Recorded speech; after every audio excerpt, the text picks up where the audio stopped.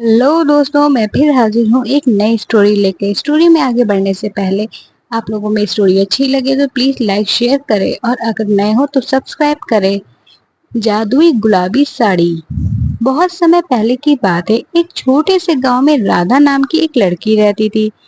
राधा की सादगी और खूबसूरती पर पूरे गांव में प्रसिद्ध थी। वह हमेशा अपनी माँ के साथ खेतों में काम करती और परिवार की देखभाल करती। उसकी माँ एक शानदार नजरिया और साहस की मिसाल थी। एक दिन उसकी माँ ने उसे पुरानी गुलाबी साड़ी दी और कहा, यह साड़ी हमारे परिवार की धरोहर है, इसे अच्छे से रखना। राधा ने साड़ी को बहुत ही स्नेह से संभाल कर रखा। वही साड़ी उसकी माँ की थी और उसे भी पहले उसकी दादी की। लेकिन राधा को इस बात का बिल्कुल भी अंदाजा नहीं था। यह साड़ी केवल एक साधारण साड़ी नहीं थी, बल्कि जादुई थी। एक रात जब राधा सो रही थी, उसे एक अजीब सा सपना आया। उसने देखा कि उसकी साड़ी के चारों ओर एक हल्की रोशनी फैली हुई थी और साड़ी से सुनहरी चमक आ रही थी। अचानक एक परी उसकी साड़ी में प्रकट हुई और बोली, राधा, ये साड़ी जादुई है। इसका प्रयोग तुम्हारे जीवन में खुशियाँ और समृद्धि लाने के लिए कर सकती हो। सुबह उठते ही राधा ने अपनी माँ से इस सपने के बारे में बताया, लेकिन उसकी माँ ने इसे सिर्फ एक सपना मानते हुए कहा, राधा, यह सिर्फ तुम्हारी कल्पना हो सकती है, परंतु अगर तुम्हें विश्वास है तो साड़ी को पहनने में क्या हर्ज है। कोई हर्ज नहीं है। राधा ने उस साड़ी को पहन लिया। उसके बाद जो हुआ वह एक वाकई आश्चर्यचकित करने वाला था।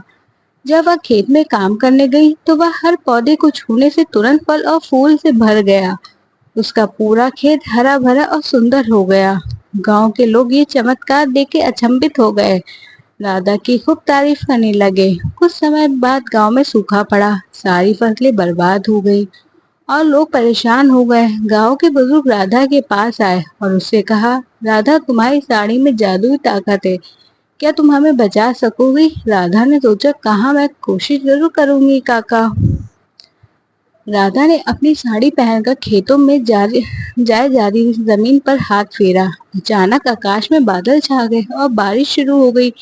पूरे गांव में खुशी की लहर दौड़ गई। सभी ने राधा को धन्यवाद दिया और उसकी साड़ी की खूब तारीफ की।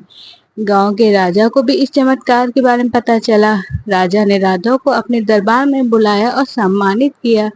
राजा ने राधा से कहा, तुम्हारी इस साड़ी ने हमारी प्रजा का जीवन और खुशहाल बना दिया है।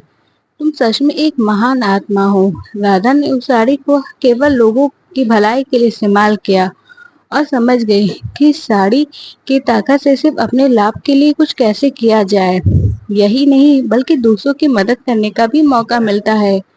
उसने अपनी जिंदगी उसी तरफ ही बिताई और सबकी प्रिय बन गई। समय बीतता गया और राधा की कहानी सिर्फ गांव में ही नहीं बल्कि दूर दूर तक पहुंच गई। उसकी ईमानदारी और परोपकार का मिसाल ने उसे सबके दिलों में जगह बना दी। उसकी साड़ी की जादुई कहानी सुनकर लोग उससे प्रेरणा लेते और सीखते। राधा ने अपनी साड़ी को अपनी अगली पीढ़ी को सौंप दिया। उसे अपने बच्चों और उनके बच्चों को समझाया कि इस साड़ी का हमेशा अच्छे कर्मों में ही इस्तेमाल किया जाए। उस जादुई गुलाबी साड़ी का पहलू आगे बढ़ता रहा और लोगों के जीवन को बदलता रहा। जादुई गुलाबी साड़ी की कहानी एक संदेश देकर समाप्त होती है कि किसी भी वस्तु या ताकत का असली मूल्य तभी है जब उसका उपयोग सबकी भलाई और सेवा में किया जाए। राधा की भलाई और परोपकार ने सभी को यही सिखाया कि सच्ची मेहनत, ईमानदारी और दूसरों की भलाई में ही नियति है। Thank for watching.